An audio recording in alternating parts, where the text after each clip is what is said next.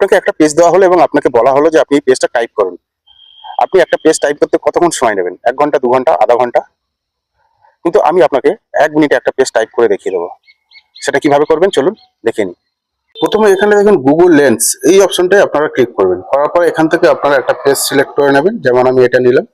নেওয়ার পরে এখান থেকে আপনারা যতটুকু প্রয়োজন ততটুকু বাড়িয়ে কমিয়ে নিতে পারবেন।